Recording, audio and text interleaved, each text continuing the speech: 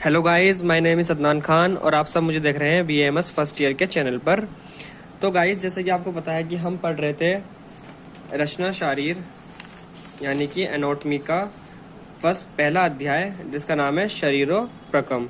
इसमें हमने थोड़ी बेसिक बातें जानी, जैसे कि हमने इसमें जाना कि आयुर्वेद का प्रयोजन क्या है, शरीर रचना की परिभाषा, शरीर की व्याख्या, शरीर और शारीर में क्या फ़र्क है हमने ये जाना। हमने षडंग शरीर पढ़ा, ठीक है।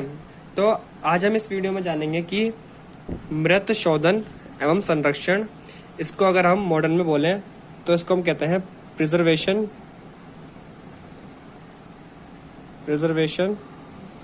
ऑफ डेड बॉडी का प्रिजर्वेशन, ठीक है ना। डेड बॉडी हम प्रिजर्व क्यों करते हैं और क्या उसका प्रोसीजर है, हम जानेंगे ये आयुर्वेद के हिसाब से कि आयुर्वेद में किसका क्या प्रोसीजर है। जो इसका मॉडर्न में हम प्रिजर्वेशन करते हैं उसकी भी वीडियो हमने बना दी है, उसको आपका डिस्क्रिप्शन में उसका आपका लिंक मिल जाएगा, आप जाकर उसे भी चेक कर सकते हैं कि मॉडर्न में और आयुर्वेद में क्या फ़र्क है प्रिजर्वेशन को लेकर।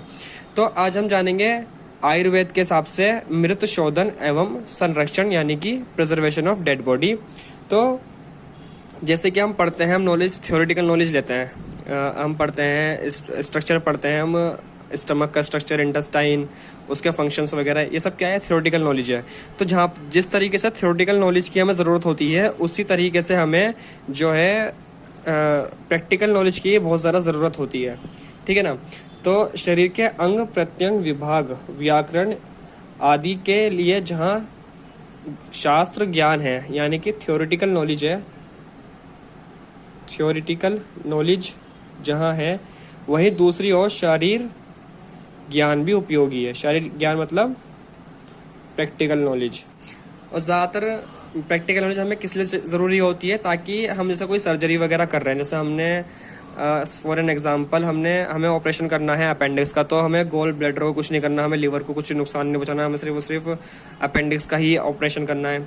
तो इसलिए हमें जानना ज़रूरी होता है किसकी पोजीशन कहाँ पर है, इसलिए हमें बॉडी को प्रिजर्व कर कर उसका डाइसेक्शन कर कर उसमें हमें जानते हैं कि कौन सा स्ट्रक्चर कौन सा किस पोजीशन पर है।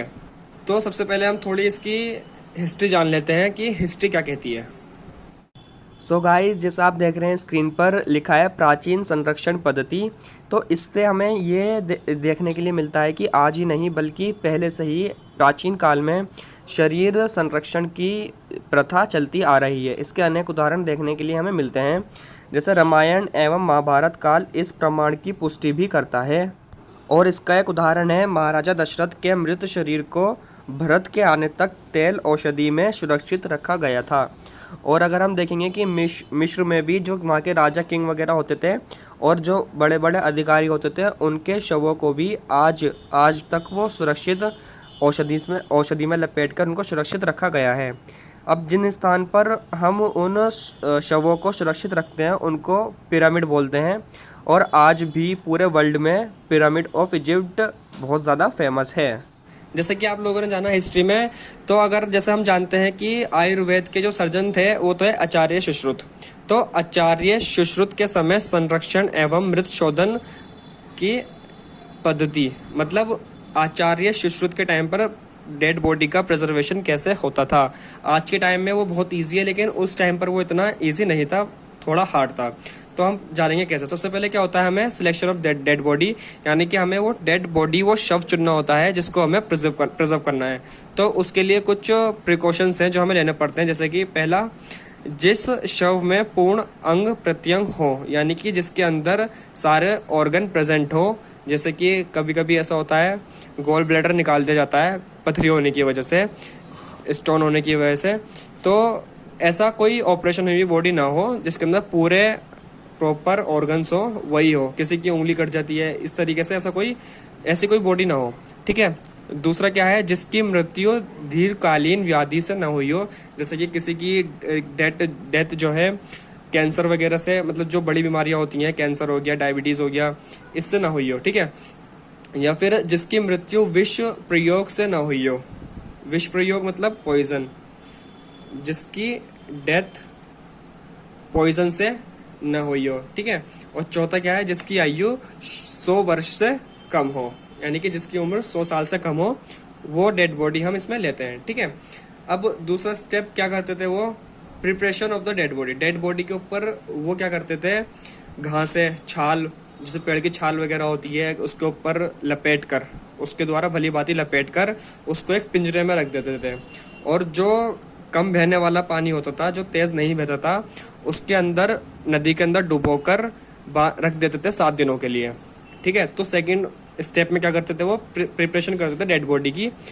कैसे, उसके ऊपर छाल, घासें वगैरह लपेट कर उसको तेज ना बहने हुए पानी में डुबो कर रख देते थे।